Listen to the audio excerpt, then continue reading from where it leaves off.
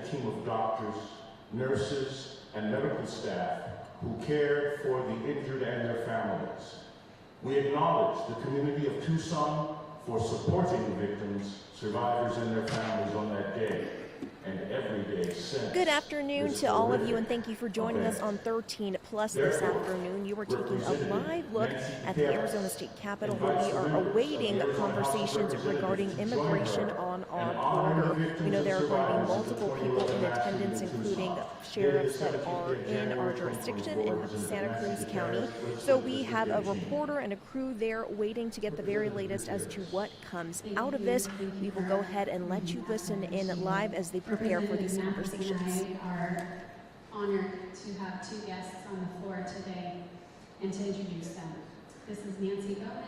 She's a nurse, and she and her husband, who is a doctor, were at the grocery store that morning in Tucson when a crazed gunman began his murderous rampage. When the shooting stopped, she and her husband began treating the 6 mortally wounded and the 13 others, some with life-threatening injuries. Since that day, she is dedicated to finding solutions to the national public health epidemic of gun violence. We also have Patricia Maish. She is the fortunate, physically uninjured survivor of the January 8th shooting, where she witnessed 6 people murdered and 13 wounded. But because of 2 good guys without guns who tackled the shooter, she was able to take action and took a magazine away from the shooter to prevent further devastation. My guests and other family members involved have taken this horrific mass shooting and turned it into a movement for change. They are using their grief and pain in action and working to help pass gun sense legislation. We can prevent this devastation from happening again. I appreciate Patricia and Nancy for traveling here from Tucson to honor the people who were killed and those who survived this tragedy 13 years ago. Thank you.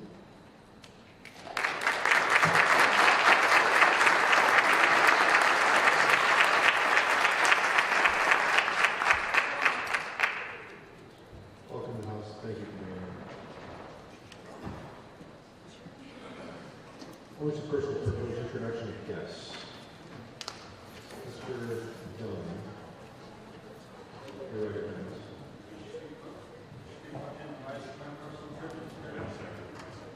Go ahead. All right. Mr. Speaker, we're going to rise for point of personal privilege introduction of guests on the floor. Please proceed.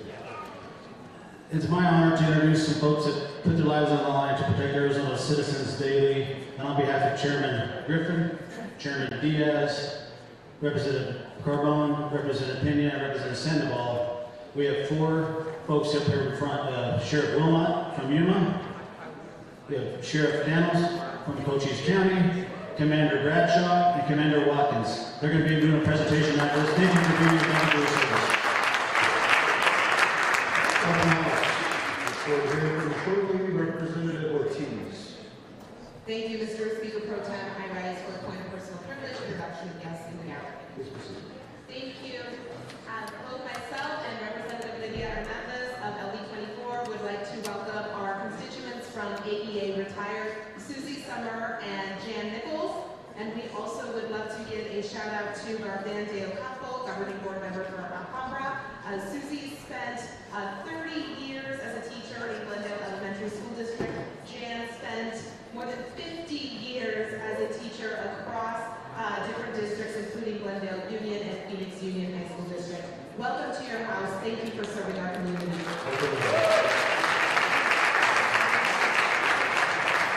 Representative Travis.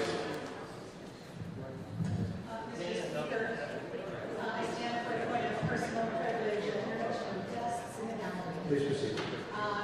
Representative Contreras and Pollock and I would like to give a shout out to our LB12, LB13, Chandler, AEA retired teachers who continue to advocate after years and years of tireless service. Could you please stand up?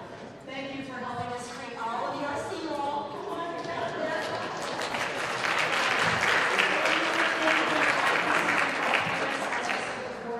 Take our little human beings and help them be great little adults. Thank you.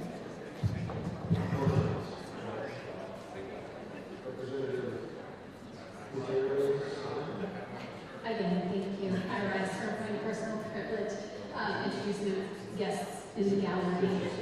Thank you. I also have some LE18 AEA retired teachers. If you can stand, Devin, Kathy, right? Yes, I remember. Thank you.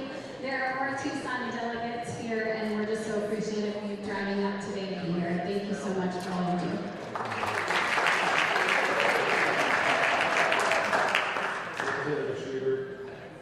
Thank you, Mr. Speaker Pro Tem. I stand for personal point of privilege, introduction of guests in the gallery. Thank you. Janice Tawash and Gina Aranio, please stand up. Fellow members of AEA Retired, thank you so much for your years of dedication to our children and families in the classroom, and now to your advocacy for our children and their families here in the state legislature. So appreciate you. Welcome to your house.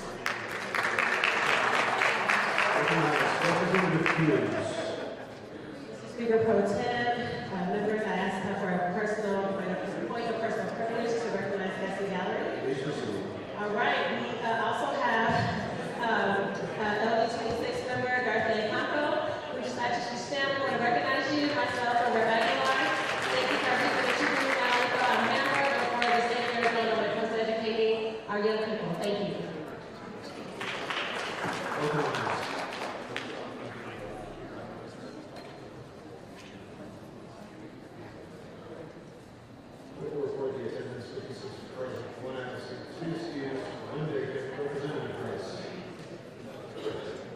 Thank you, Mr. Speaker Pro Tem. Rising point of personal privilege to introduce guests to the gallery. Thank you, Mr. Speaker Pro Tem. I'm pleased to introduce some wonderful precinct committeemen and state committeemen from Legislative District 3. They're always present in other areas as well. But we have Chris and Ashley, Lincoln, Grace, and Remington, Earl, who are joining us. Please stand. Thank you. And they're wonderful. They're a great fixture at every event tonight. They're always a fun time. We also have Fountain Hills City Councilman Alex Skillhorn. Is that right? Yeah, that's right. So I'm glad to have them here, and welcome to the House. Thank you.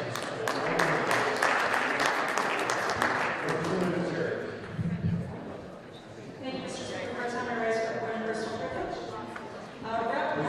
Thank you. Rep. Cruz and Rep. Aguilar already honored Garcia Campo there, but I would just like to highlight the work that she does, not only in guiding our young people, but in guiding our teachers too.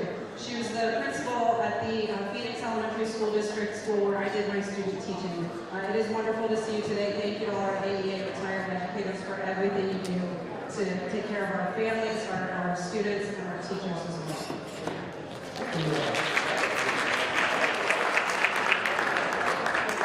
Reports of standing committees without objection. Reports of standing committees is listed on the calendar. Will be read. The reports will be entered in the journal and those will be placed on the House calendar.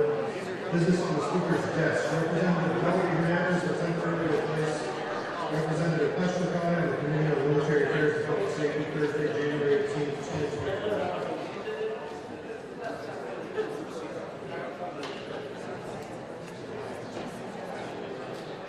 I wish to also announce that Representative Schmiegers will temporarily replace Representative Longman on the Committee on Military Affairs and Public Safety from Thursday, January 18, 2024. Bills and other business from the Senate without objection. The following messages from the Senate as listed on the calendar will not be read and will be entered into the journal. The clerk will record the action of the Senate. Mr. Majority Leader, business on the Speaker's desk, please. You have a motion. Thank you, Mr. Speaker. I move that in compliance with Article 4, Part 2, Section 9 of the Constitution of Arizona, the House of Representatives of the 56th Legislature, second regular session, accede to the request of the Senate and grant consent to the Senate to adjourn after its completion of labors Wednesday, January 17, 2024, until Monday, January 22nd, 2024. All those in favor of that motion, vote aye. Aye. Those opposed, vote no. Ayes have it, so ordered. Clerk is instructed. Before the action of the House, vote by the Senate.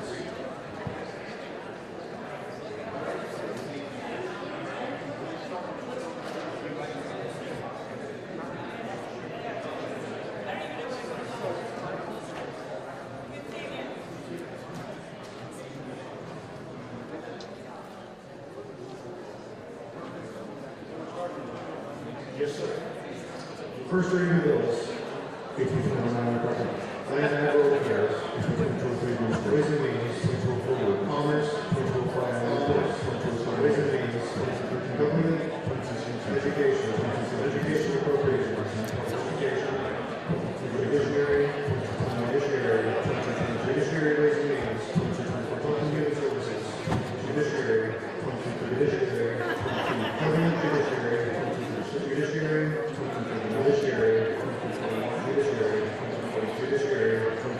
Education. Military Affairs, Public Safety. Judiciary.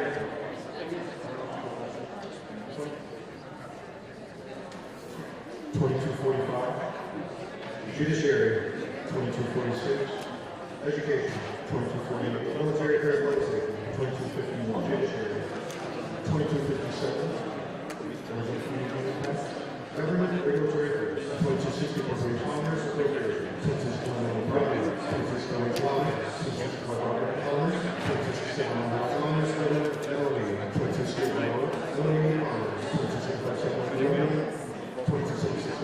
Military Affairs, Public Safety. Judiciary. Commerce. Education. Regulatory Affairs. Ways and Means. Judiciary. Education. Regulatory Affairs. Health and Human Services Appropriations. 2316. Private University. Education. 2017. Regulatory Affairs. 2018. Transportation Infrastructure. 2019. Appropriations. 2020. Natural Resources and Energy. 2022. Police Officer. Military Affairs, Public Safety. 2024. Military Affairs, Public Safety. Land and Agricultural Affairs. 2026. Military Affairs, Public Safety. Military Affairs, Public Safety Appropriations. 2024. Regulatory Affairs. 2035. Military Affairs, Public Safety. 2031. Transportation. 2032. Commerce. 2045. Judiciary. 2041. Regulatory Affairs. 2044. Commerce. 2044. Ways and Means, 2042. Regulatory Affairs, Commerce, 2041. Family Health. Health Human Services, Commerce, 2046. Natural Resources and Energy, 2046. Natural Resources and Energy, 2046. Natural Resources and Energy, 2046. Natural Resources and Energy, 2359. Natural Resources and Energy, 2063. Ways and Means, Education Appropriation, 2064. Natural Resources and Energy, 2067. Judiciary, 2366. Natural Resources and Energy, 2066. Natural Resources and Energy, 2066. Natural Resources and Energy, 2066. Natural Resources and Energy, 2067. Natural Resources and Energy, 2067. Education, 2062. Appropriation, 2062. Education, 2064. Judiciary, 2067. Government, 2066. Land and Agricultural Affairs, 2066. Land and Agricultural Affairs, 2067. Ways and Means, 2028.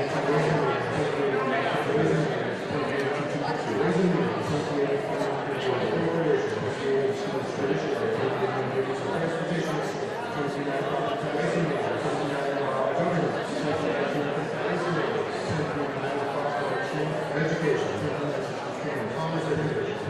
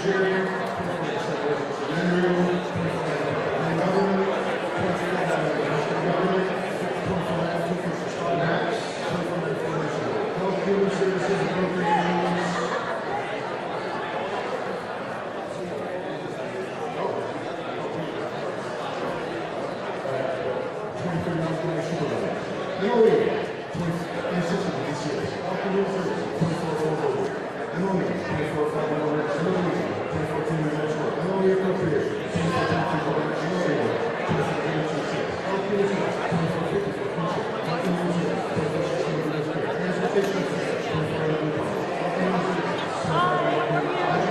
I love your new badge. Oh, how much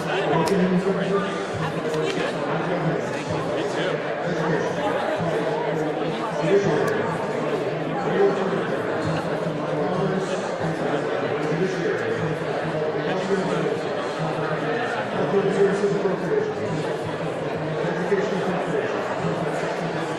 Land and rural affairs. Health human services appropriation.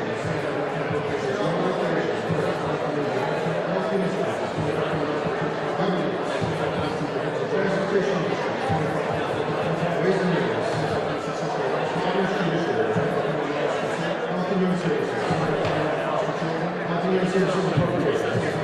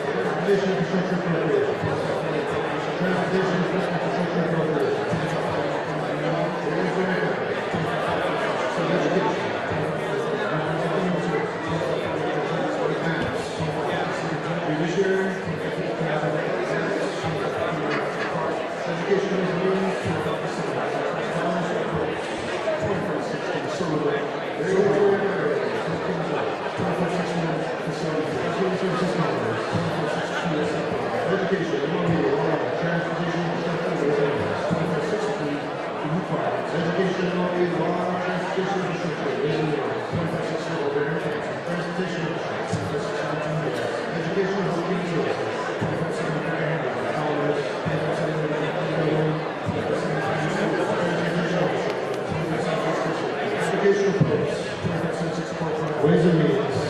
Commerce. Ways and means. Education. Government. Protecting human services.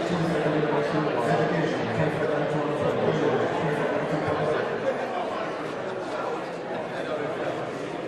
2589. This is citywide. Energy. 2592 on the plan. Commerce. 2593 public records. Government. 2594 government. All house managers will sign in the first reading on the first of Thursday.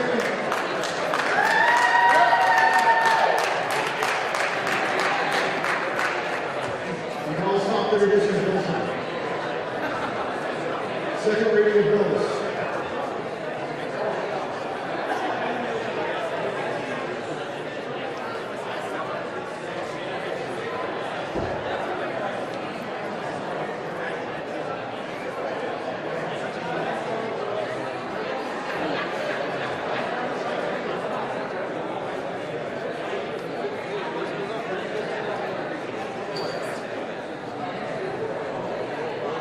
Second reading.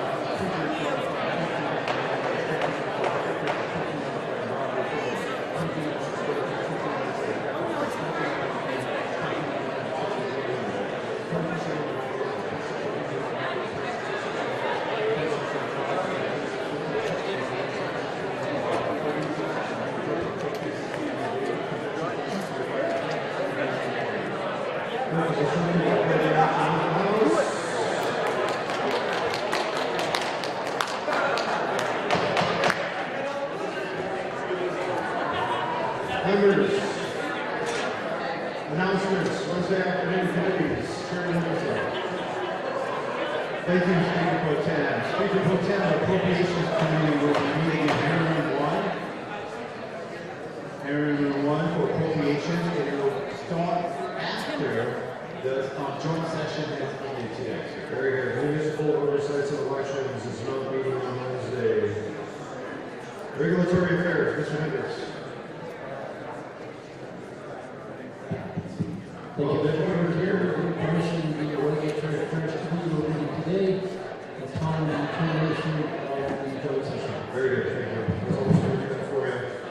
Representative, Chairman Cook. Sorry. Mr. Speaker Pro Tem, the Transportation and Infrastructure Committee will be meeting 10 minutes after the conclusion of the joint session. Very good. Thursday, Chairman Brooks.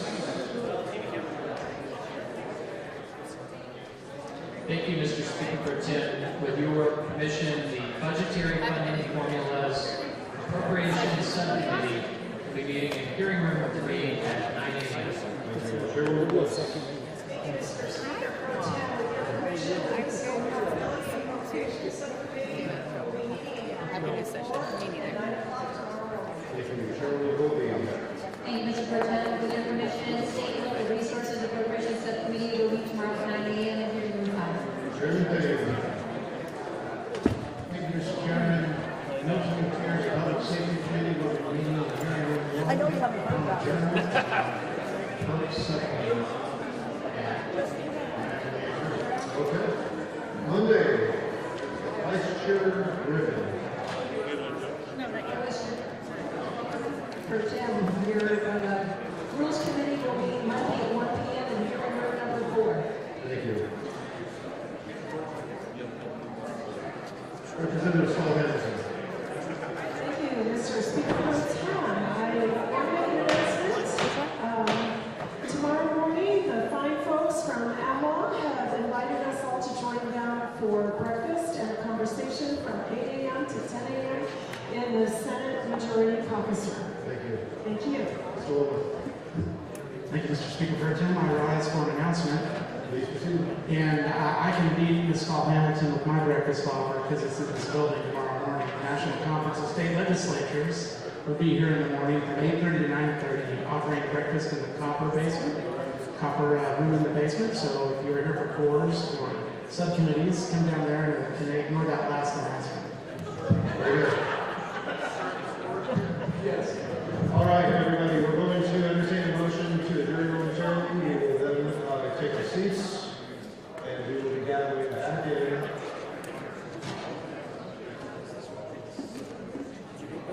For our joint protocol session. Mr. Majority Leader.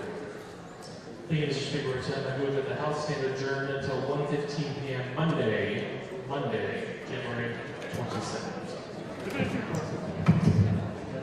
Very good. You've heard the motion. All in favor, vote aye. Aye. All opposed, vote no. Ayes have it. So ordered. House is adjourned.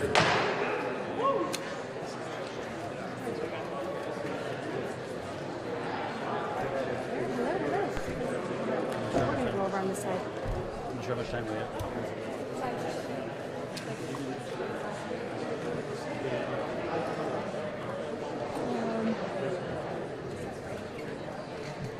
I don't know.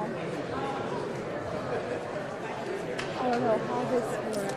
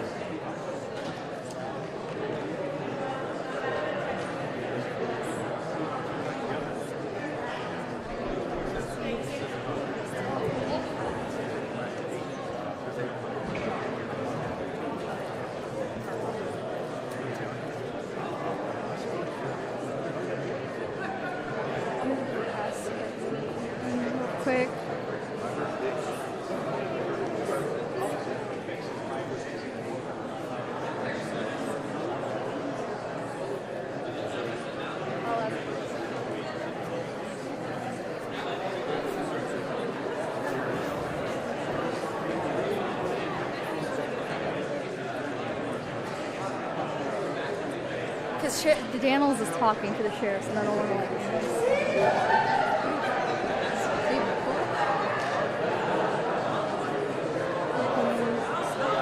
What? Yeah, he's over there. If you want to speak with Representative Dunn, we could try to do that right now. We could also do it afterward. Afterwards, fine. Okay. Yeah. I don't know. I don't want to.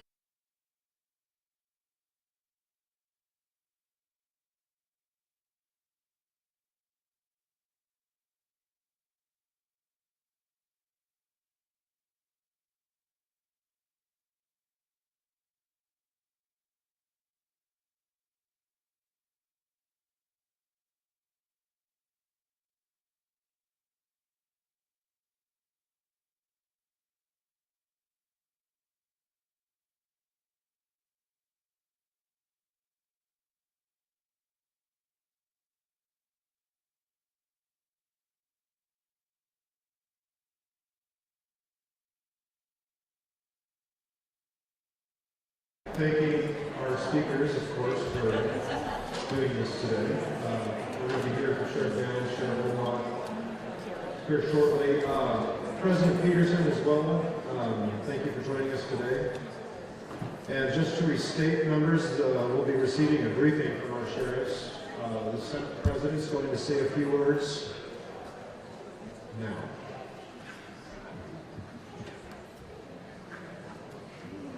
Thank you, President Pro Tem, members of the House, for having the Senate be here with you today.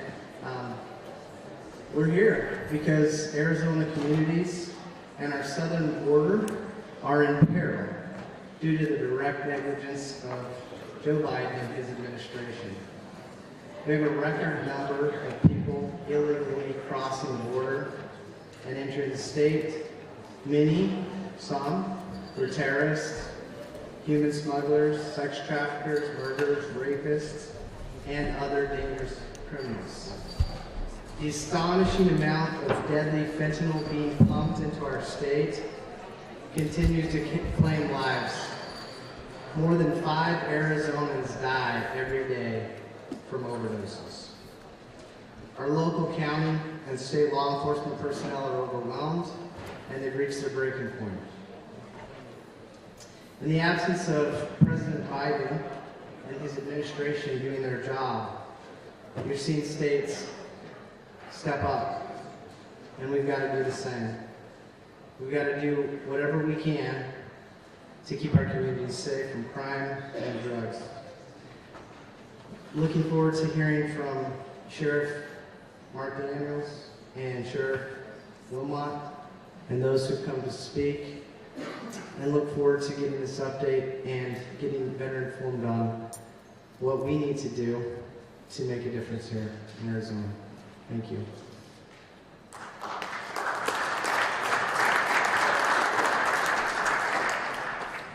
Thank you, President Peterson. Sheriff Daniels, Cochise County Sheriff. Please come up to the podium first. Please welcome the Sheriff to the House.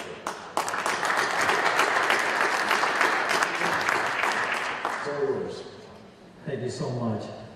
President Peterson, Speaker Pro Tem, thank you, and distinguished members here in the gallery, or whatever you all call this.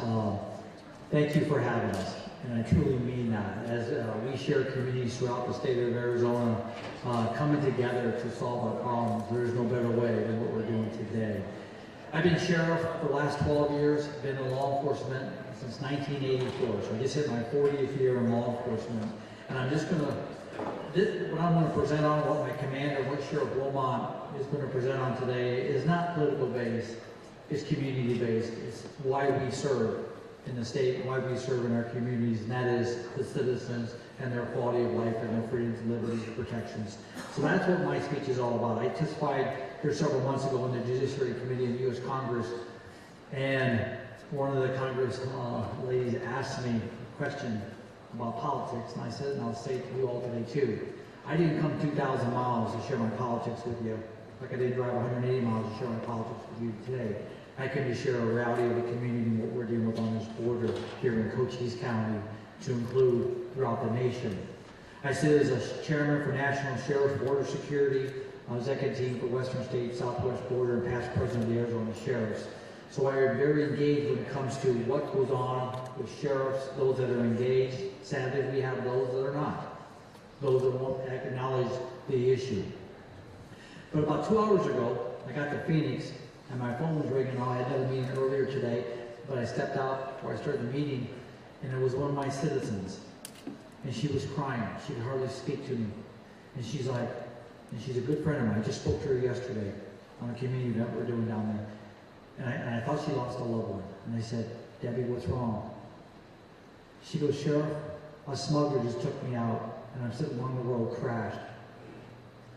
A car went. I called this, I said, just stay there, stay there. A vehicle went over 100 miles an hour, chased by troopers, my deputies, and local police departments. They spiked the vehicle 4 times when I was talking to dispatch. I said, listen, I said, get some units over to her. She's sitting along the road. This weekend we had a plethora of pursuits of smugglers. And I'll go through some of the stats with you here in a minute. My commander will go through some visuals and the reality of what's going on. Last weekend we seized 373,000 fentanyl pills in Cochise County. What we see in Cochise County is the tip of the iceberg when it comes to fentanyl in this country.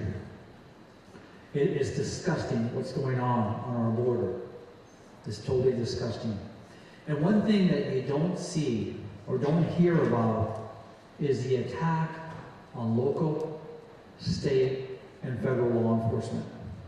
It's happening every day at this border. I had 2 deputies almost killed last year. One had stopped a vehicle. Let me do a little history on this. He just left our local Walmart after doing CPR on an individual that had a heart attack and saved his life.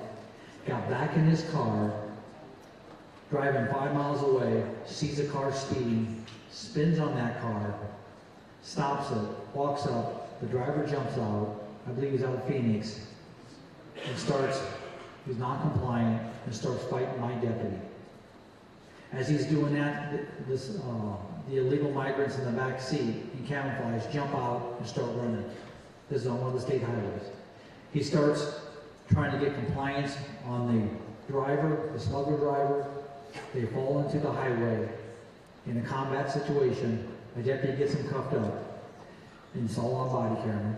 As he's trying to pull the suspect up, he looks up and sees a car racing at him. He picks up the suspect. As he does that, the driver hits the suspect, this fleeing vehicle, kills the driver, and almost kills my deputy. The deputy performs life-saving measures on the smuggler. Sadly, he perished. Medics get there, take over medical. As they go back to the car, my deputy opens up the trunk. 2 migrants jump out of the back and fight my deputy. After he'd been through all this, I get there, and the deputy looked at me when I got there, and I go, you all right? He goes, Sheriff, I wasn't trained to do this. I said, no. He goes, I wasn't prepared for this. I said, no, you weren't. But you did what you had to do to survive. We had a deputy in a pursuit, I believe it was the second, third pursuit of the night, getting ready to deploy tire deflation devices on a vehicle, a female out of Phoenix. It was going over 100 miles an hour. As he deployed the spike, she went so fast at him on a short, narrow bridge. He fell over the embankment. Some of you might have heard about this. Fell 15 feet. He is still learning how to walk. His brother, by the way, my deputy spent 20 years in the Marine Corps and retired. His brother, a former military Navy and Marine, was up on a path in Cochise County months before this, where he was jumped at 4 o'clock, 5 o'clock in the morning by 2 migrants. He tried to get his gun. The agent got his gun out. 1 round went off before it jammed. They took a knife from the agent and cut his throat. That's the stuff you don't hear about. But that's the stuff we deal with. I had the opportunity to speak with Director Reyes back in March, February of this year, 2023, and I told him, and I'll tell you, start protecting these agents on this border. Start protecting these agents.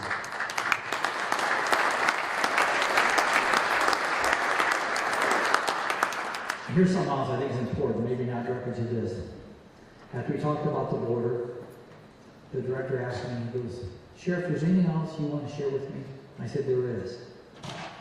Last year, 229 community cops, I'll call them heroes, were killed in this country. This might offend a few of you. If it does, sorry.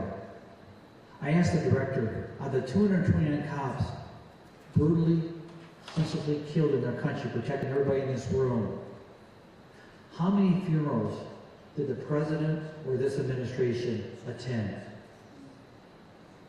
And the director looked at me, I go, let me answer that for you. 0. He goes, Sheriff, that's close to my heart. I said, what do you mean by that, Director? He said, any cop killed in the community, I call the local sheriff or the local police chief. And I said, Director, I'm going to challenge you on behalf of national sheriffs to step up and start protecting law enforcement in this country, to include securing our border.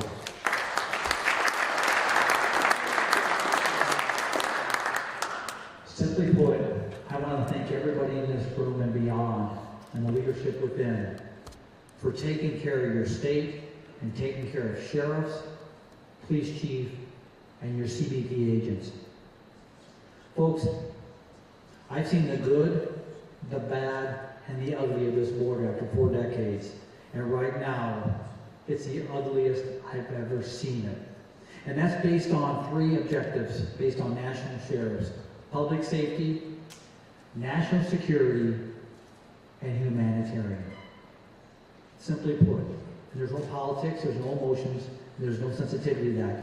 That is the 3 objectives your law enforcement sheriffs, your national sheriffs stand for in this country. Right now, you have stood up to help us. You have stood up to help law enforcement and your citizens in the state. Cochise County couldn't do it without you. And as a result of your support, we have been somewhat successful. Because where you've partnered with us, where mayors, all my mayors in my county united, along with law enforcement, and sent a message to the White House and a message to U.S. Congress to step up and do their job. And I'm just going to say this to you. I'm sitting on the executive boards. Sheriff Wilmot sits with me on many of these boards. And this is something I've been fighting on really hard. We can't solve problems until we engage each other and we meet somewhere in the middle. You know that better than anybody when it comes to passing laws. But we either wear the badge on the executive side. We need you. We need this president, President Biden, and this administration to join forces with the state of Arizona at all levels. Until state, local, and federal start working together, we're in trouble. Do you realize in modern time, in history at the national sheriff's level, this is the first president ever not to meet, as I stated with the best of my knowledge, not to meet with one sheriff in this country. And that's, I'll tell you, we have tried. Major county sheriffs, Western state sheriffs, Southwest border sheriffs, and national sheriffs have come together over the last 3 years to work for the citizens in this country, with invites to the president for active engagement, and we can't get a response back out of the White House. We actually spoke with some of the staff both in December and November and shared our thoughts, but they won't give us an answer. But you have stepped up. You have stepped up to do what's right. As Washington, D.C. stands abandoned, I say this, intellectual avoidance and abandonment with intended consequences. Right now, I'm dealing with the intended consequences. Let me give you an example of what's happening in Cochise County, and you're going to see some more details in just in a minute. But this is over the last 24 months, not including. This is year 22, calendar year 22, calendar year 23.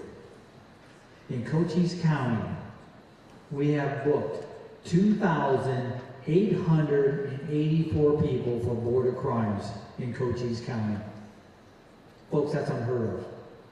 That's unheard of. That represents almost 44% of all the people in my jail are border crime related, up to double-digit murders in Cochise County. That includes, you guys passed a bill that ARS 13-2323, September 28th of 2022. I thank you for that. I came up with a signing. Thank you. I came up with a signing with Governor Ducey and many of you in this room. Cochise County stood up and went after this law to enforce it. So you got to figure in about 14 months, 15 months, that law went into effect. We've arrested 566 smuggler drivers that came to Cochise County to smuggle. That is sad. People ask me all the time, about, well, these are all the illegals coming across the border, the migrants. Folks, out of the 2,884 people that were booked in my jail, only 154 were foreign-born or non-citizens. The rest, sad to say, are U.S. citizens coming from all over the country to a rural colony, Cochise County, to commit international crime against us, America. That is sad. In the last 2 years, we have booked in our jail 414 felony pursuits in our county. And that's what we got our hands on. And we're a rural county with 126,000 people. The cost of my jail, just for border-related incarcerations in 24 months, is $9.4 million. When I say to you, thank you, because you're helping me offset that cost, we'd be in trouble. I also want to thank you when it comes to the buses. To the wisdom of our federal government, I'm not personal with that, I'm bitter with that. To the wisdom of our federal government, since post 42, on May of 2023, till the end of December, you, with your coordination at the state level and your funding and our local resources, we've had 650 buses come to Cochise County to take processed migrants out of Cochise County. Now you're thinking, wow, that many people crossing? First of all, Cochise County is a fight and flight county. We don't give ups like you see in Eagle Pass, a lot in Yuma. Sheriff Wilmot will talk on that. The federal government is busting migrants that have come across the border outside the boundary of the proper of Cochise County and bringing them to Cochise County, a rural county, coming through an urban county, processing them and street releasing them in Cochise County. That equates to over 30,000 people have been street released in Cochise County, and thanks to you again, the state, doing your job and stepping up and helping a rural county. Gail, Dave, Ruby, thank you for being our reps down there, for doing what you do for us. I mean that. Some of the other things your money has helped us with, and I don't want to hit on this, I'm going to turn it over to Sheriff Wilmot, is one thing I've done as a sheriff is I enforce the rule of law. Not the political rule of law, but the rule of law. We've had 2 cops, a former cop out of Tucson Police Department and a former cop out of Chicago. Ironically, I was coming back from Phoenix, pulled into I-10 in Benson. I was doing a media thing there, and I had about a few minutes. And I pulled him behind a vehicle in front of me, parked in the parking lot. Guy looked in the rearview mirror, saw me, and took off like a jackrabbit. And I ended up stopping him for traffic violations. He was a former cop out of Chicago, Illinois. And when he finally told me what he was doing, it's pretty obvious. When he told me what he's doing, he goes, Sheriff, this is my 6th trip to Cochise County to smuggle. He goes, listen, Sheriff, let me just say this to you. He goes, hey, aren't you the elected sheriff? I said, yes, I am. The elected sheriff? I said, yes, I am. Hey, can you do the right thing? I can. You're under arrest. But the bottom line is the rule of law applies to everybody in this room. It's not absent based on emotion, sensitivity, or opinions or ideologies. And we charged him. My point is this.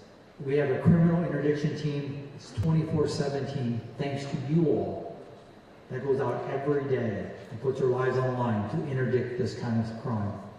Every day. We have a border team. Right now we have over 1,200 cameras. We'll show you those pictures in a minute. deployed throughout the state of Arizona, from here to California, a little bit into Mexico, and then all the way, we had them all the way up into Maricopa County, addressing smugglers and smuggler routes. It's amazing. Year before last, I don't know what we had in 2023. In 2022, we had 66,000 humans coming across the border on that camera system. And we were very close with our CBP partners on that. You all helped us. I digress. I want to thank you for this one. We have a new border operations center in Cochise County that you bought for us. It's the state of Arizona's border operations center that will deal with any crime connected to the border and human trafficking, financial crimes, which we have a unit that does that. And that border center, which will be open next month or two, is networked with the state of Ohio, the state of Florida, the state of Northern California, you know if I put different, and other parts, Georgia, to ensure that we're protecting youth and people that are serving to the cartels or being trafficked by the cartels. Folks, this is one of a kind, and thanks to your generosity and your trust in us to put this forward, we will do what's right for you. And again, that center is yours. We'll have an opening ceremony. We'll let you know on that. And I'll say this.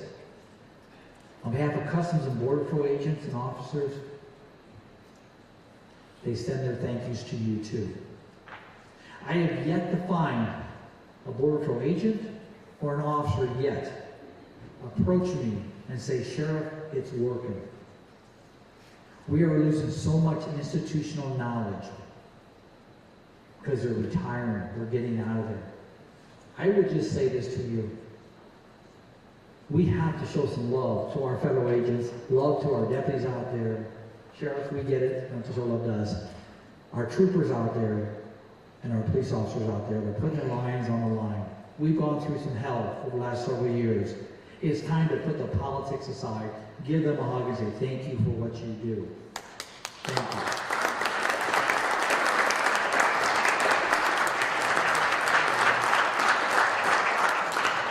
As I sit down, I'm blessed in so many ways. We serve a special state with special people. And I enjoy you, I respect you, and together we'll continue doing what's right for the state of Arizona. Thank you.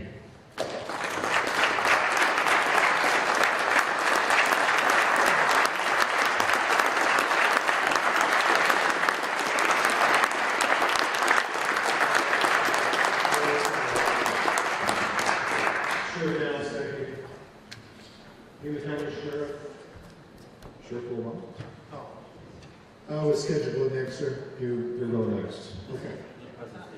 Let us know your name so I can have it entered in properly because I don't have it in front of me, and then go ahead with the presentation. Yes, sir. My name is Bob. Sheriff. Yes, sir. My name is Bob Watkins. I serve as the Operations Commander with the Cochise County Sheriff's Office. Thank you for having me. Thank you, Sheriff Daniels. Thank you, Representative Dunn. And thank you to all of you. When I was in 7th grade, I attended a civics class where I sat in those seats up there.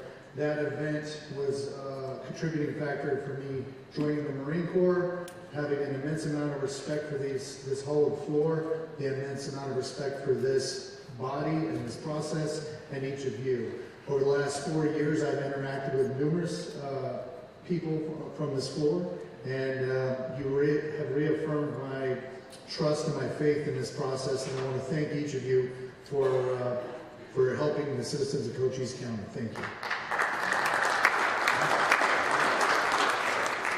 Representative Dunn told me right before we came in here how busy your afternoon is, so I have to condense an already condensed presentation. If any of you have any questions, comments, or concerns, I am here to serve you. I am here to facilitate any type of event for you. If you want a tour, if you want anything, please reach out to me. But I'm rushed for time, so I gotta rush through this. I'm gonna bypass a couple of these videos to save some of your time. To be candid, you're not going to believe what I have to say unless you have heard me talk before or I've interacted with you before. To give value to what I'm saying, if you have Facebook, I beg you to scan that QR code and go to our Facebook page, and you will see at least 5 catastrophic events within the last 7 days that would make you fearful to live in our community.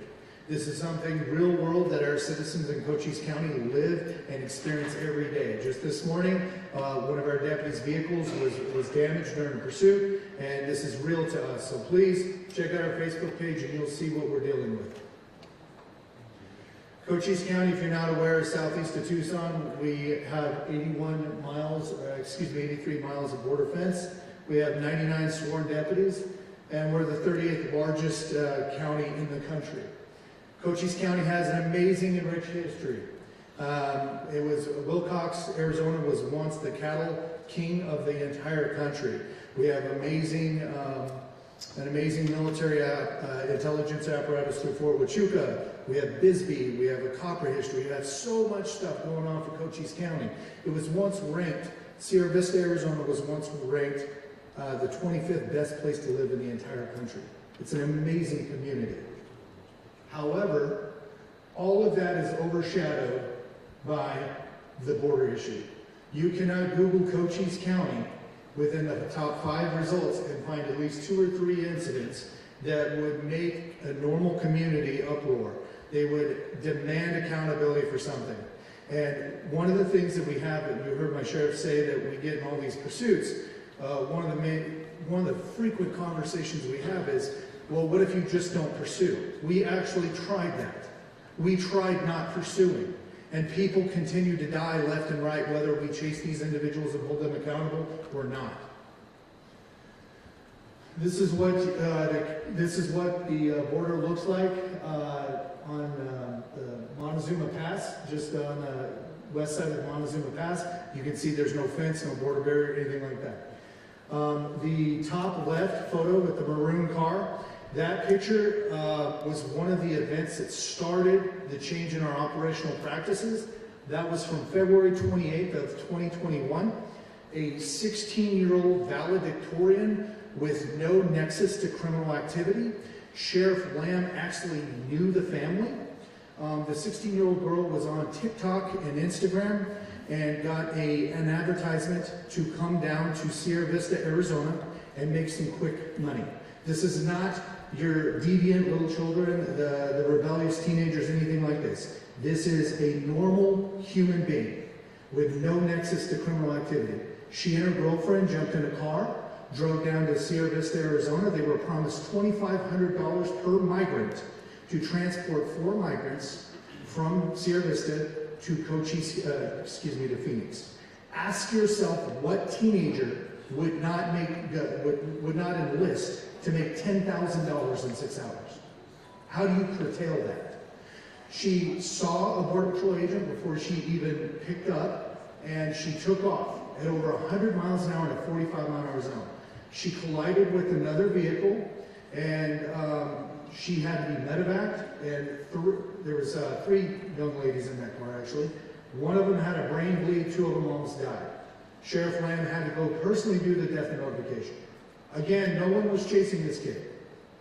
The incident to the top right, I have a longer story with this, but I'm pressed for time, but this was March 1st, 2021.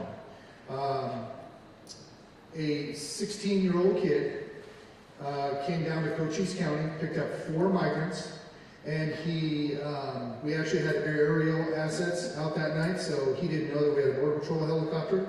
He took off from Border Patrol, and he began traveling at over 120 miles an hour through Sierra Vista at roughly 6 p.m., and no one was chasing him. As he continued north on Highway 90, if you've ever been there, you get kind of a visual representation. Once he passed Huachuca City, he went into oncoming traffic and started traveling north in the southbound lanes without his headlights on at 140 miles per hour. And he had 4 people in the trunk of his car. So no matter which end of the political spectrum you fall, pro-border security, pro-migration, this is the biggest threat to our community that we have. And I ask you, who's standing up for the rights of the migrants as these events continue to transpire? Being thrown in the trunk of a vehicle being driven by a 16-year-old kid at 140 miles an hour is not humanitarian.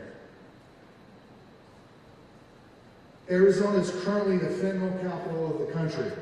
Over 51% of all fentanyl seized in 2022 was seized in Arizona. Of that, 24% of all fentanyl seized in the entire country was seized in either Cochise or Santa Cruz County. This was a seizure last week. We seized, one of our partners seized 373,000 fentanyl pills in Douglas. 373,000 fentanyl pills. This is just a representation of where Cochise County is in the Tucson sector. In 2022, 44% of all people that were apprehended illegally entering the country were seized in the Tucson sector of the United States Border Patrol. I'll say it again. 44% of all people who came into the country illegally, this is not the people that are lining up at the ports of entry to seek asylum. This is not that. These people came across our border wearing head-to-toe camouflage. 44% of those people were seized in Tucson sector of the United States Border Patrol, of which Cochise County is a significant part. In 2022, we booked 1,578 people into CCSO jail. 1,500 were U.S. citizens. 601 people between March 1st of 2022 and December 31st of 2022 were 601 people were feloniously victimized by border-related crimes. When we talk about border-related crimes, what is that? Is that is that an immigration violation? No. This is somebody being thrown in the trunk of a car and a car driving 70 miles an hour in a 15-mile-an-hour zone and hitting an elderly woman in a crosswalk. That's considered a border crime.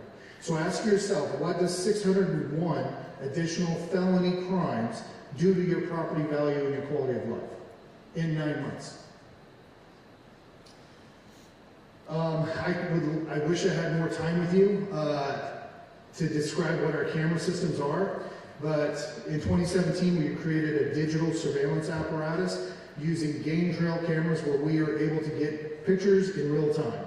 We began embedding them on known smuggling, both drug and human, smuggling corridors across Cochise County. It was super effective. In 2022, we apprehended 25,500, meaning we physically coordinated the apprehension of 25,500 people of the 66,620 people that were detected on our surveillance cameras. And this is what they look like. Head-to-toe camouflage, mostly military males. How does it begin? People are recruited from across the world off social media platforms, various social media platforms, and they are convened in South America, and they're coordinated based on severity and how much money you want to pay. It dictates where you want to go. Think of the Amazon shipping lines. Depending on where you want to go, if you have a minimal amount of money and you can get in the country legally, you go somewhere nice, like Yuma, San Diego, somewhere like that. If you do not meet the qualifications to seek asylum, as outlined by the federal government right now, you have to pay 6 times that amount to come in through the Tucson sector. So what happens, they get to the border, they come across the border, and then the cartel recruits people from across the country. To my knowledge, we have had a smuggler from every state in the lower 48 fly into Phoenix, come down to Cochise County, and participate in smuggling. One of my most favorite stories, which is tragic, is a 14-year-old kid from one of the Dakotas flew in, I'm sorry, it was 12. It was a 12-year-old kid.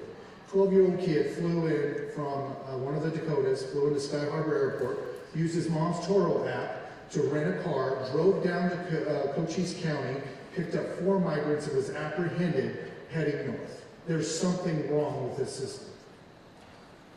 But it's openly broadcast on social media. I can go on and on about how social media is the biggest threat to this whole process. They're promised $2,500 per migrant.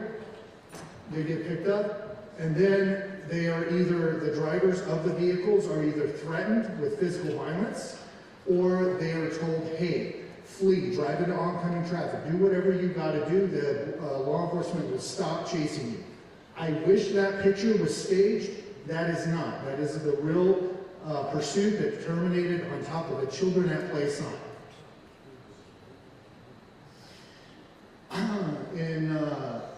Between October 30th of 2021 and December 31st of 2022, 9 people died in smuggling-related pursuits. Real quick, and I'm almost done. In October of 2021, a 65-year-old woman by the name of Wanda Sitowski, and I've dedicated myself to that family to share this story wherever we go when we talk about the border. She retired on her 65th birthday. She was meeting her adult son for lunch. Mr. Representative Diaz, this person is from Benson. I know you've met with him. She was going to her birthday party. She retired that day, and she was simply doing what her God-given right was, is to travel on Highway 90. At that same time, a 17-year-old kid by the name of Felix Mendez from Mesa, Arizona, drove down to Cochise County, loaded up 4 migrants, threw them in the back of his car. Tombstone Marshal's office tried to pull him over. He takes off. 2 migrants flee from the back of the car. TMO stops to render aid. The guy continues driving at over 100 miles an hour in a 45 and 55 on Arizona. He passes through the intersection, which, by the way, Wanda had the green light. He runs a red light at the intersection of Highway 82 and Highway 90 at over 100 miles an hour. He split Wanda's car in 2, and she died in a fiery inferno. Her son passed through that same intersection, saw the collision, and didn't recognize the car. Sheriff Roman will talk about the left. We have 2 separate border issues from the same border crisis. We have the crisis, the humanitarian crisis of millions of migrants seeking asylum, and then we have over here on the right, people illegally entering the country. There are Sabre cameras for the military veterans in the room. That's a real picture that we detected on our Sabre cameras. That's what we see. A guy wearing a balaclava, carrying an AR-15 here in the native soil, walking around our country. 94 pounds of meth. Anybody that says that hard drugs do not come across the border in backpacks, that's a lie. I have the digital evidence to prove it. Childhood 2.0, this, if you have an interest, go ahead and scan this QR code. It will take you to a very good documentary talking about how social media is reshaping the brain of children, contributing to drug abuse, mental unwellness, teen suicide, all this other stuff. And that's me. If you have any questions, comments, concerns, please feel free to reach out to me. Thank you so much for your time. I'm sorry to be so brief, but Sheriff Roman has a very important story to share. Thank you.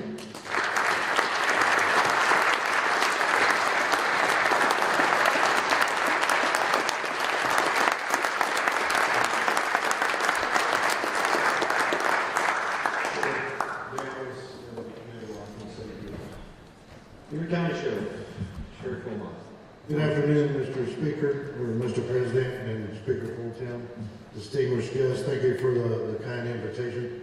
I'm not sure where we're at on time. I know Sheriff Daniels can be a little cautious sometimes. Just throwing that out there. So, Yuma County, I do want to warn everybody, this is what our officers see out in the field each and every day.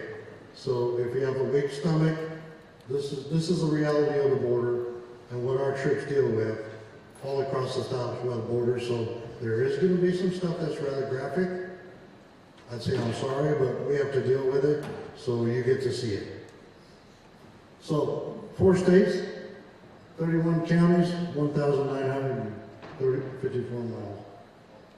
We got 4 counties that cover the border: Cochise, Santa Cruz, Pima, and Yuma.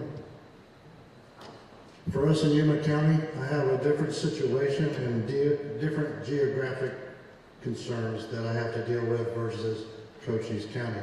I have 2 states in Mexico that border Yuma County. So I have Baja California, which is basically run by the CJNG, the cartel Jalisco New Generation. Then I have Sonora, Mexico on the southern part of my county, the Sinaloa cartel, which everybody is quite familiar with. So for Yuma County, a little over 5,500 square miles, population population of roughly 200,000 during the winter season. Because of agriculture and winter visitors, you can add another 100,000 on top of that. Agriculture and cattle feed yards is basically predominant in Yuma County. And I have 2 tribal reservations in my county as well. One that's directly on the border along the river corridor, that'd be the Kokopah, as well as the Kashan to the north part of the county. We also have 2 major military installations where that comes into play for us, and that's the MCIS Yuma and U.S. Army YPG. We have 2 ports of entry that are right along the border area, as well as 1 commercial port of entry further east of San Luis. So the river corridor, just kind of give you an idea of what we're dealing with. You do have some fencing, but what you do see is Normandy barriers and other parts of our border, and that's where the cartels are exploiting that weakness along our border. We also have to deal with the remote desert. So we're talking about areas where individuals are being dropped by the cartels, told to call 911, and in most cases they're anywhere from 30 to 80 miles away from any civilization. Some of the stuff that we're dealing with the criminal element, obviously, is our tractor thefts, vehicle thefts, and smuggling. In the very beginning, the sheriff's office actually had to find funding to be able to purchase and work with Bureau of Reclamation to put up those yellow gates on the canals to save our farmers from losing their tractors. Another big part of ours, much like Cochise County, is the urban and rural pursuits that we end up dealing with the smugglers.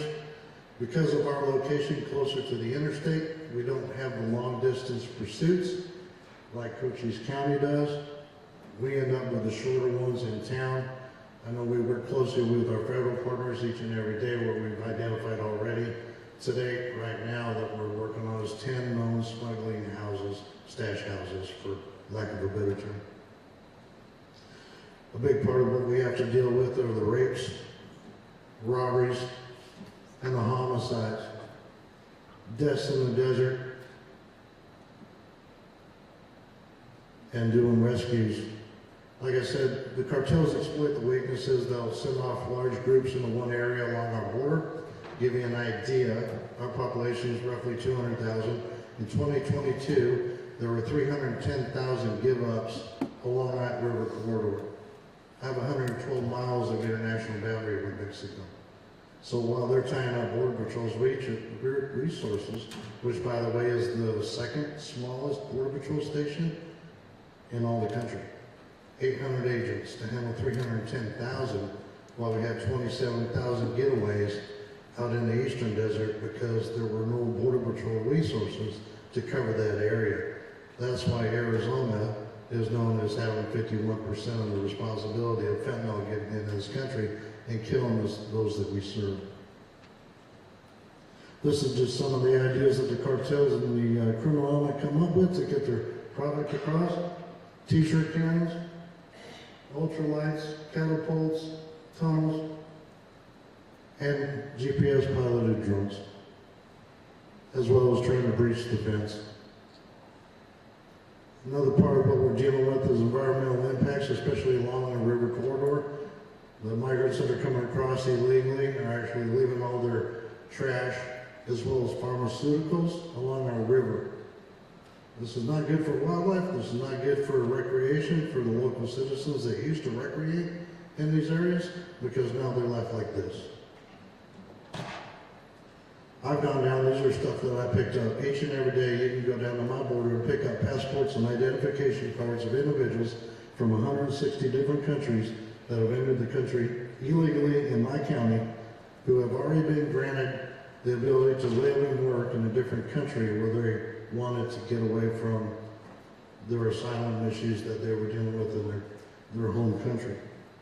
But because they don't want to be there, they want to come to the U.S., they will dump their IDs and assume somebody else's identification. The problem that we have is not all countries cooperate with the United States in regards to doing adequate criminal history checks on the individuals that are coming across the border. So they're exploiting the asylum laws that we currently have in effect.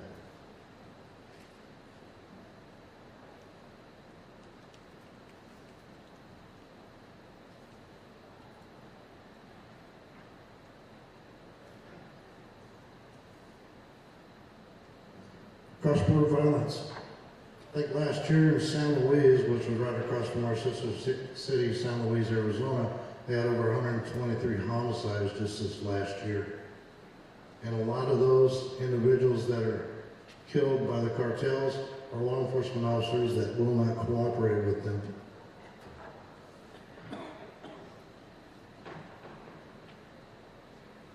These are actually some members of the cartel that were trying to cut the border fence, and I happened to drive up, so I actually took that picture. They were waving, but not with all their fingers, as you can tell. What I wanted to go into is solutions and needs, because everybody has different challenges. One of those that I want to commend each and every one of you for is the Arizona Department of Homeland Security. Those folks that work for you and us are doing a phenomenal job, to the point that even our federal partners in Washington, D.C. have said if they could get every state's Homeland Security to work like Arizona's, it would be so much smoother for them. So when you get a chance, please thank the Arizona Department of Homeland Security. They've been a great partner for not only us in Yuma County, but every sheriff throughout the whole state. They handle what's called storm water.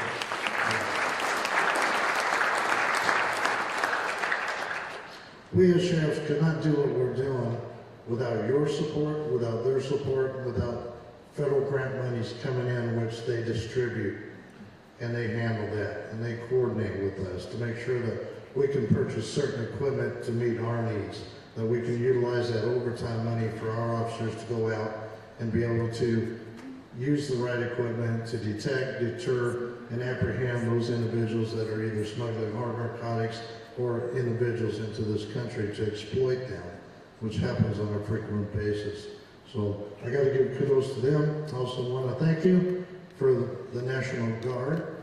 Our Arizona National Guard in Arizona is phenomenal, and they deserve a big hand too.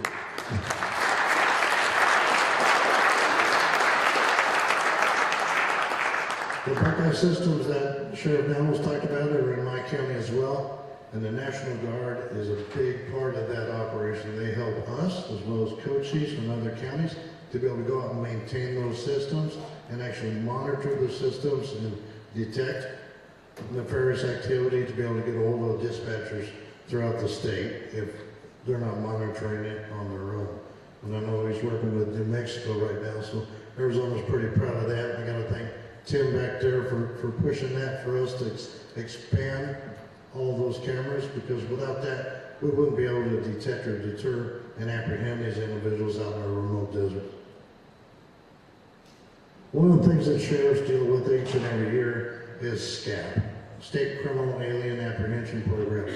And that's where we need your help, is making sure that our federal government properly reimburses us for the costs that are associated with housing individuals entering this country illegally and committing state crimes. Now, if you look at these numbers up there, Arizona sheriffs basically eat about $30 million a year. But you don't see that up there because they changed the criteria. So for instance, I had over 450 migrants that entered the country illegally, committed a state crime, that were in my jail. I could only ask for reimbursement if they were in my jail for 4 or more days, had 2 misdemeanors, or 1 felony charge. Unless they had that, I can't ask for reimbursement. And none of that covers our medical costs as well. And that's a heavy hit for us. It's about $1 million roughly, almost every year for Yuma County alone, that I do not get reimbursed for. And medical costs can be astronomical, especially when you're dealing with individuals coming from countries that don't have adequate health care. I had one in my jail that needed dialysis 3 times a week for the whole time they was there. Their average length of stay in our jails is over 100 days, where a normal average length of stay in a jail is 23. So we have to address all those medical issues that about broke our bank. So I would ask for your support on that. What is the impacts? For us in Yuma County, whenever these groups cross the remote desert, they're crossing the Berrien Goldwater Range. Yuma County is well known for the training grounds for not only the Marine Corps, but the Army, and also many militaries throughout different countries. They come down and fly, and they're also on the ground. When we detect individuals crossing that border on the Berrien Colorado range, that aircraft that's sitting on the flat line waiting to take off to go out and train is not allowed to do that because Border Patrol or whoever is closer has to respond to that area to try to clear them out so they can actually utilize those areas for their training before they get deployed overseas, which is vitally important for our military right now. Our hospital, $26 million in auditable costs happened to that hospital in Yuma County because in a 6-month period, and it tied up the neonatal ward at that particular time, and individuals that were scheduled for appointments were canceled because they had no more room. That's an impact that you're going to see in hospitals throughout the whole nation now. Our NGOs, if it wasn't for one NGO in Yuma County, I would probably have 3,000 individuals released into our society with nowhere to go and no way to get out. Mission. When we were overwhelmed and Border Patrol could not respond, individuals were actually walking up to our mission and demanding food and a place to stay. They were actually Googling on their cell phone detention center and walking up to my jail to turn themselves in. That's how bad it was at one time for us. Our food bank was dealing with the same issues, trying to get enough food to the mission to be able to help feed. The food safety was a big hit. All along our river corridor, as you've seen, was agriculture. Anytime those individuals crossed, when they weren't able to be apprehended, they were defecating in the fields, littering in the fields, trampling on all of the produce that was being grown. Because of food safety, those farmers are not able to harvest that portion of the crop. That's a pretty heavy hit when you have to cut out an acre of celery that you cannot harvest because it's been trampled by individuals coming across illegally. So now the counties had to pick up that cost because we now have to pay for porta-johns all along our river corridor to keep people from doing that out in our farm fields. It's about $70,000 a year for Yuma County just to pay for porta-johns to keep that from happening. City and county budget impacts. A lot of our smaller communities have one ambulance, and when individuals cross illegally and call 911, that takes that resource away from that city, and they have to call in other resources. That's another cost that's borne on them, unfortunately, and been an impact. SAR resources. I know we answered, I think it was 311 911 calls to be rescued just at the sheriff's office, not on top of what Border Patrol also had. It covered the jail costs, the county attorney and the courts. When you look at the deaths in the desert, we had 70 deaths in 2022, 2023 calendar year. I had 23. I've had over 160 different countries across my border, and some of those, as you've seen, you have to do DNA. That's a cost on the state because I have to send all that to DPX. And then we have to try to work with the different consulates. It's time on us because we have to process those crime scenes and then try to determine where these folks are from, coordinate with the consulates to try to get those individuals identified and then back to those countries. So that's another added issue that we have to address on our budgets. So with that, Mr. President, I will open it up for questions, or anytime anybody has anything, please feel free to give us a call.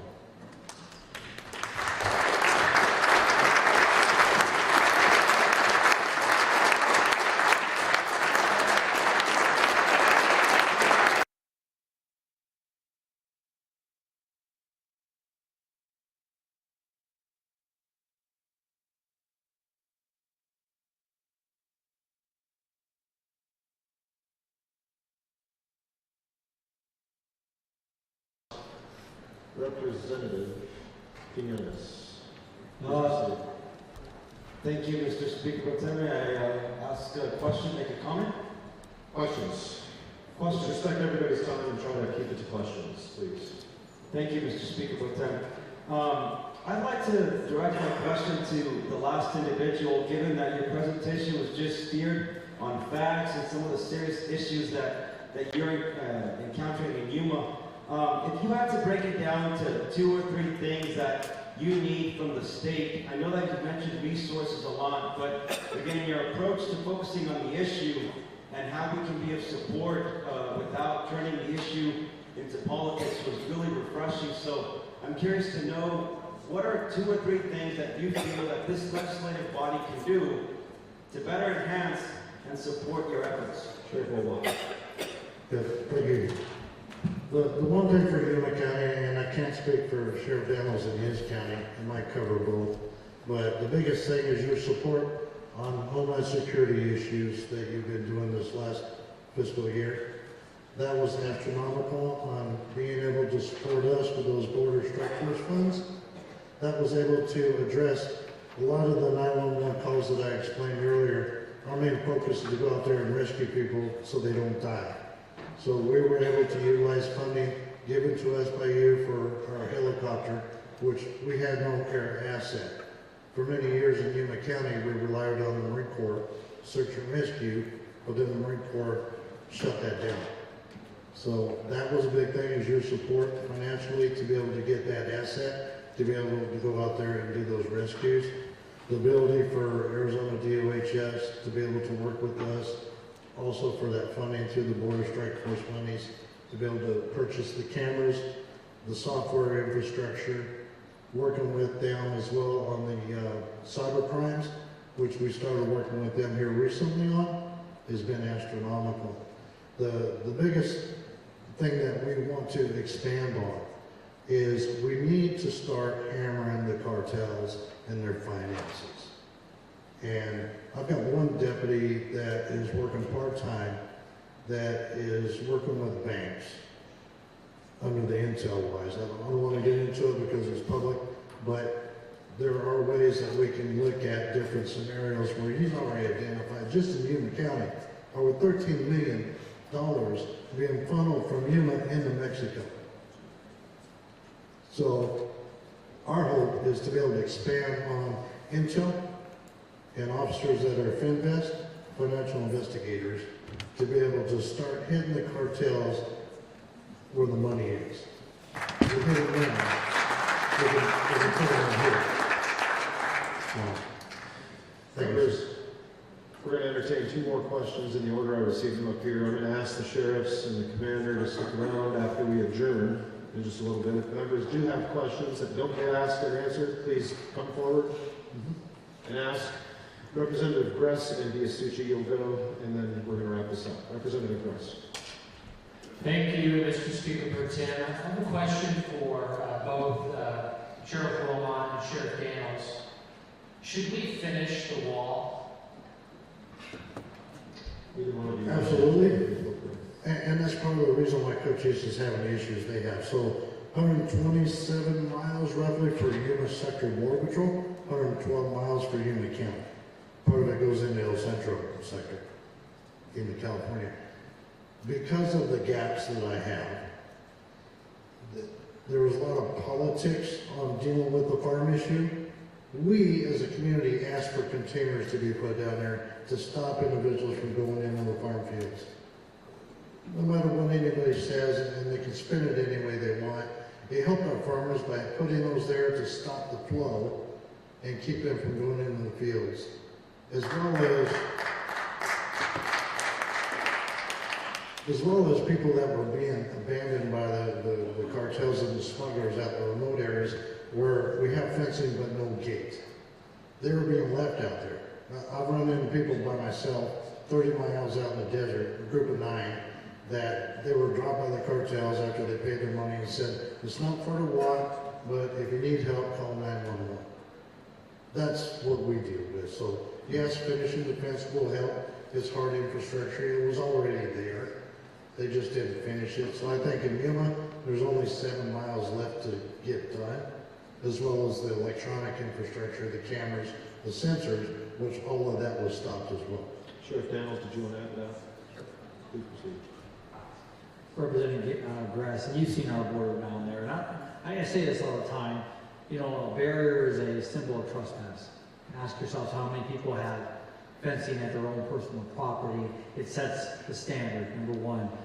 It's a comprehensive answer to your question, though. Physical barriers, fencing does work, no doubt about it. Nobody's going to argue that with you. But it has to be supported through humans.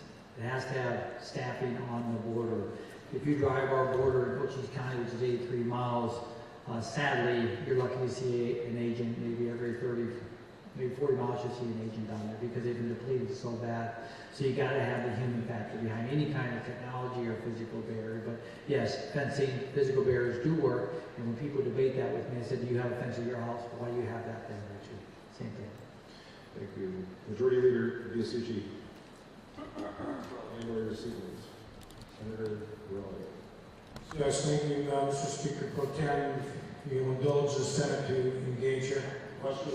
Thank you very much. Sheriff, I have two questions, and it's two parts. So, with respect to the State Guard, are they doing anything more than just logistical support? And if you would like to see more expanded support other than logistics, would you be welcome to that? And also, the other question I have is, how many of your officers or your deputies have been had bounties put on them by the cartels? Thank you. Who'd like to go first? Sure, Dennis, go ahead. Thank you. So we have with the National Guard in a support role with the cameras. You put 1,200 cameras throughout the southern border of Arizona, so we can tell you exactly what's coming across the border. They were a huge part of maintaining the maintenance of those cameras. We also used them in our jail. As I showed with the numbers in our jail, having the extra logistical support in our jail was outstanding for us. And plus for the safety of it all too. We've asked for additional guardsmen to go back in our jail again to help us. Our jail's 40 years old, so all our resources we can get in there, go back to the physical barrier, the human side of it. Now when it comes to the bounty, sad to say in my 4 decades, this is the first time I've seen so much boldness by the criminal cartels toward law enforcement. And we've had the incidents down there. My son was actually involved in a shooting with the cartels where they tried to kill him. And he shot and killed one of them. The next day, they called my office and said, tell the sheriff, they called from Mexico, we're going to kill him. That's unheard of. We've had bounties on my border team that they're going to take when they're out there deploying cameras or working in the field, that they're going to kidnap my border deputies and kill them. And then we had a hit, I'm just giving you a couple highlights here, a hit where I got a call from 2 different federal agencies, one at 8 o'clock at night and one was at 6 o'clock at night, saying, Sheriff, they're coming across the border and they're going to kill an undercover officer. And by the last call I got, it was actually turned out to be it was a hit on my office and one of my deputies, based on the fact we were stopping the business flow coming across that border. We activated, we lost 2 of them. Saturday, we lost 2 of them. They got back across the border before we got a chance to get our hands on them. But that just shows you how abrasive they are, these criminal cartels. I can take you to my county right now on the U.S. side, and they can look at you, you can look at them, and they're there every day guiding drugs and guiding people. And I just need to disclaim this to you too. There's a difference between human smuggling and trafficking, but that's a real fine line, folks. The cartels don't care about you or the people. This is humanitarian at its worst. I've said it before, I'll say it again. That's modern day slavery that we're watching happen every day. That's not humane. So the 450 that I spoke about that were in my jail last year, a number of them were MS-13 and the Mexican Mafia. So yes, a number of us have been. Thank you both. President Peterson, do you have any closing comments? Yeah, I'd just like to say, this is evident, folks. We have a huge problem. And it's encouraging to hear the governor speak out on this issue. I think the media takes it a lot more seriously when they hear a Democrat governor say that President Biden and the federal government are failing us. but we need your actions to match your words. Last session, 3 very good border bills were vetoed. The barriers. You removed the barriers, Governor. Governor, sign our border bills. However, we will be winning. And Democrats work with us on this issue. Let's work together, legislature. Let's get some real solutions. And let's start with Senator Gowan's bill that will be getting dropped soon. We've got some solutions, and let's support these men. I don't know about you guys. Wow, how many of you guys would like to do what they're doing and deal with what they're dealing with? And the numbers we're talking about and what's leveled against them. So God bless you guys. Thank you for what you're doing. And thank you for being here today.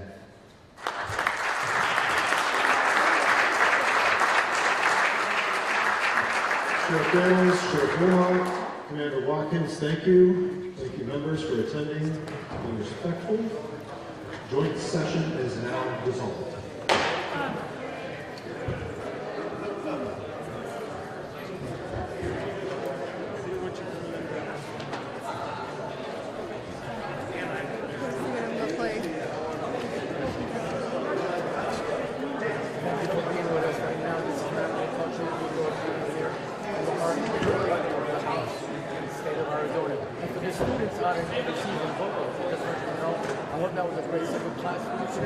At the end of the day, it's about you, and it's about the whole world, about listening to it. Macro culture, again. Until next time, we don't say what, we say goodbye. It's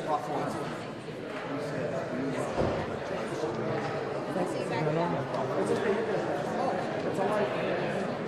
People do things.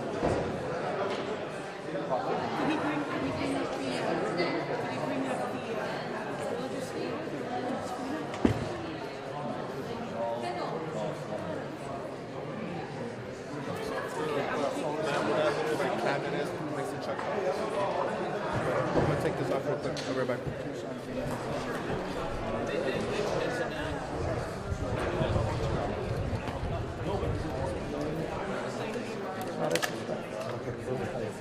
We're going to try to double team. Sure. Maybe some 15 hours. Okay. Let me throw this on your pocket. You got it? I got a few. Yeah, just throw it on something and you got it. Makes it easy enough, right? And then, yep, put that up in the back. Sure. I just won't touch your gun, all right? Thank you so much. No, you bet. I am the new border reporter for 15, so please reach out to me. I'd love to have your information so that we can kind of be in touch about things. I'd like to be able to do a little bit more, even though we're based in Phoenix. Obviously, things that happen here affect you guys down there. So, all right, you ready? Cool. So, what are you taking away from today? What are you hoping lawmakers do in response to this? Well, our whole goal on doing this presentation is making sure that you're aware of what the true facts are and the need for them to look at addressing it from a geographic perspective, not just a broad brushstroke solution, because there isn't one. We all have different scenarios that we're dealing with that I've got going on in my county that Cochise does not down there. Do you think the $16 million is enough that Bob's put in her budget just recently proposed? Well, a lot of it's not just money, but I think being able to tap into resources like helping with DPS on financial investigators and being able to link them in. We built great partnerships. Maintaining the funding as we need it is the important part, but getting it to the local level so that it can be utilized best to tackle what we're dealing with. Awesome. Thank you, Sheriff. Is there anything else that you wanted to add? No, I just hope, the whole goal is just an information on what we deal with on a daily basis and how it impacts our communities. And a lot of people don't know it, but Yuma County, 90% of the leafy greens for the whole of the U.S. come out of Yuma. And that covers the whole country.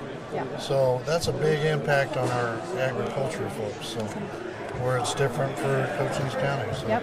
Thank you, Sheriff. You got myself. All right, Let's talk. I'd love to kind of get offline with you and chat about different story ideas. Okay. I almost didn't recognize you. I was like, oh my goodness, you're in a suit.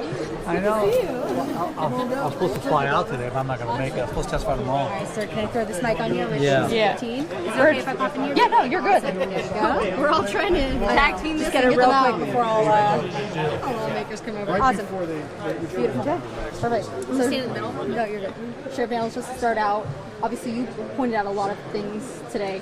What would be your main message that you want to get out that people take away from the speech tonight? We got to recognize that we have a problem. If you don't recognize you have the problem, how do we ever fix it? And that's been the biggest challenge we have with Washington, D.C., is the fact that they act like this is not a crisis. They won't even talk about being a crisis, while we're down here every day dealing with these tragedies, these challenges, with limited resources, limited budgets. And until we all engage in this and accept the fact that we got to meet somewhere in the middle, it's only going to get worse from here. Would you say that the state funding has basically pulled the weight for what the federal government has not had? You bet. If it wasn't for the state of Arizona, Governor Ducey, Governor Hobbs, and our legislative folks, we'd be in trouble in Cochise County. So we embrace this partnership with the state. We got to get the federal government back engaged in this, and we got to work together for the good of the people. Every one of us took an oath, state, local, and federal.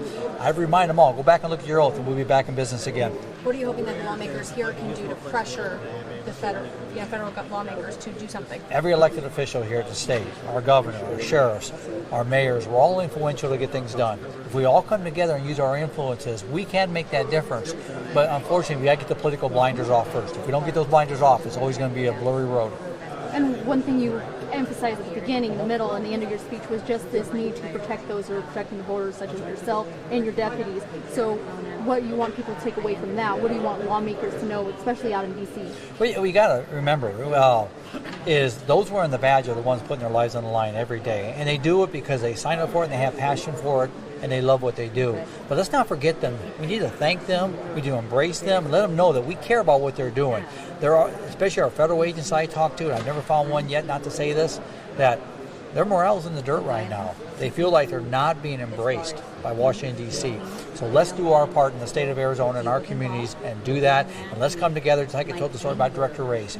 We have to all stand united on this. Until that recipe comes together, we're going to be in trouble. And one more from me. So $16 million Hobbs proposed for border funding. Do you feel like that's sufficient? Do you feel like more needs to come from the state side? Well, you look at the amount. Just look at the fentanyl. We lead the nation in fentanyl seizures, and that's just the tip of the iceberg. We know that. The more money we put toward it, the more effort we put toward it, the more lives we can save. So where's the price tag on that one? But you bet. At least they're looking at, they're advancing that money forward. So I can't say anything negative about it, but we'll continue to push our efforts, our innovation, and our partnerships, and let's make a difference here in Arizona. Thanks, sir. Thank Just you. one more for me. Just talking about some of those, as we talked about before, some of those giant numbers that shocked me about the jail, your apprehension and stuff. So you need to hit a little bit about that, and maybe one of those main numbers you want people to walk away with, remembering, So we met with our community members, state, local, and federal. And I'm talking about our federal border patrol agents, our sheriff's office, our troopers, our local police. We met with our community a couple of years ago, and we started seeing the slippery slope and said, what do you want from us? And they wanted that quality of life sustained. They wanted to be protected. That's why we came to the state and said, we need your help on this. And you see the efforts of that. You see the enforcement numbers that we have out there, because we're stepping up, enforcing the rule of law like we were hired and elected to do as I as the sheriff and the people that are wearing the badge. So we're doing our part. There's a cost to it, though. There's a financial cost, and thanks to the state and our representatives, we've been able to do that in Cochise County. That money goes away, and we're going to be in trouble in Cochise County. That's why I started today to say thank you to everybody sitting in this room. Thank you to our governors, and thank you to our mayors and our law enforcement in the state for doing what's right. And together, we'll make that difference. Want to take your thing? All right, thank you. I'm Lillian. I'm with ABC 15. I'm our new border reporter. Oh. So I'd love for you to text me, call me. I'd love to get offline and talk with you about certain stories that haven't been told, that need to be told. That way, when I go down there, I can kind of hit a bunch of stops. My cell is right there, and then my email. I'll send you a text. I'll send you a text with my headphones. Awesome. Call me anytime. Appreciate it. All right. Yeah. Thank you. Let's work together. Good seeing you Let me again. steal that You too. mic Thank back you. from you. Daniels, Do you have the photo of the 373,000 on the fentanyl? I'm sorry. Ask this commander. He has it. Yeah. Let's get that on my phone so that we can get it in our story too. And that was just last week, right? Yeah, that was last week. Daniels, I have another reporter working on another story, and I was wondering if you'd be able to make a comment just Okay. to you. What's the story? See something. See something, yeah. The CCOM system that you guys are dealing with. Oh, yeah. Yeah. That's the deal. Yeah. I guess the question is, can you quickly explain the problem, why it keeps crashing? Do you know it? We're having phone line problems down there. We're working with our providers, we're working with the state on the 911 system, because like today, we had a very deadly pursuit, dangerous pursuit out there. Speeds over 100 miles an hour, hit a couple of cars, we spiked the vehicle 4 times, and our system, CCOM's going down. So I just read an email here just a few minutes ago from our CCOM director to the state saying, hey, we need your help on this, because we can't have that, because if officers cannot talk to our dispatch, we're in trouble. So this is something we're jumping on right away. I told our CCOM director here a little bit ago, let me know what I need to do, because if the state legislative folks, so all of us need to work together on this, because public safety is paramount. We can't let that be fractured. So is this affecting any response times right now from you guys? Well, we put a notice out. I don't know the exact update on that. I know we had the pursuit, and we had a lot of problems with it because of our phone lines.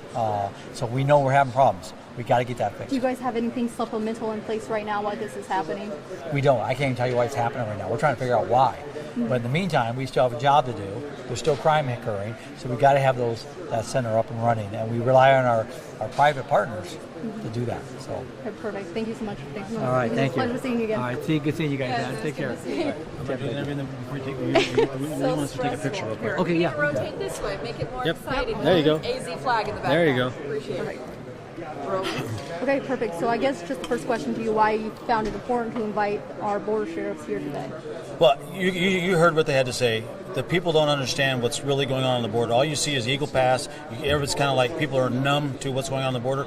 This is the real carnage in the desert, the disaster in the desert. This is what we're having to do with affecting everybody's everyday lives down in Cochise County and in Yuma and Santa Cruz and Pima, and it's going to come across all of Arizona because of the fentanyl. So you see that. I wanted to make sure that our colleagues saw it so we understand the importance of these funding type issues. You understand it with the governor. It takes all of us. And so I really wanted people to understand what's going on that they don't see every day.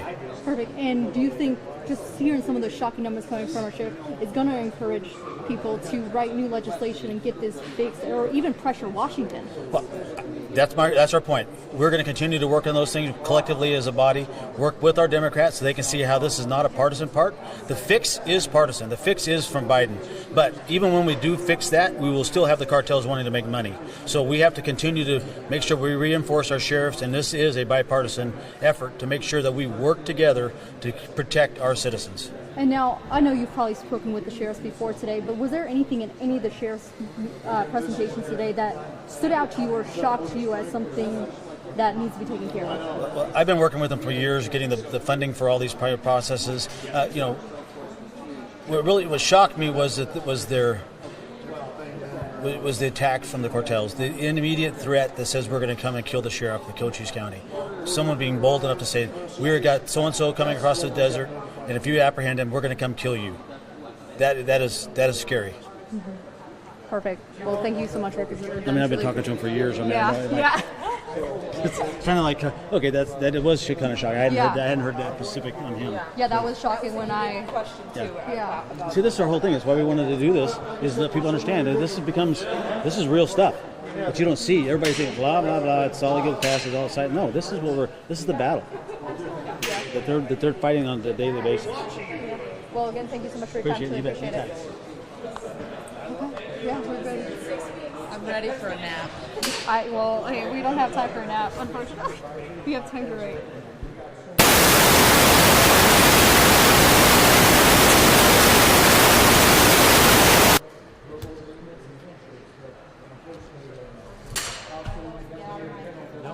All of them out in this first 6 months and doing it right. Yep. What do you want the backdrop to be? Picture. Where do you want the backdrop? We'll do it out in front, don't you think? Or do the photo there? Yeah. Do you want the seal or? Whatever looks good. I feel like maybe you do like a closer up one like this of them three would be nice. So maybe you're the action star. Okay. Also because that's very reflective. Yeah, it's true. That's true. And the seal doesn't pop out, stand out. It's okay in a static shot. Looks good on my camera, but with a flash it's going to go. So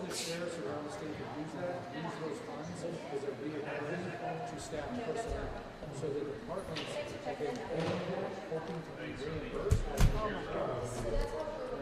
We're good. I think so. I think we're good. Yeah, Thank you so much for your help. Thank you for coming up here. I appreciate it. Anything you guys need? I haven't talked to anybody at 13 in a long time. We in don't terms make of- our way up here a lot. No, and I mean, in various jobs, I've dealt more with Tucson-specific stuff. But you guys are on my distribution list. I hope it filters through. Yes, we do Who's the get news director these days? Jessica Babila. Okay. Yeah. Don't know. Okay. She was there in a different role, left for a couple of years. You might be more familiar with Michael Cooper. No. No. It's been a while. Yeah, we've had a lot of. Joe Hangemuller was like years ago. God, that's not a name. And he went on to ABC 15, and he's long retired now. Yeah. Yeah, we've had some management changes over the past few years, so. That's all right. Do you guys still have 11, Channel 11? Yes, we do. Yep. Okay.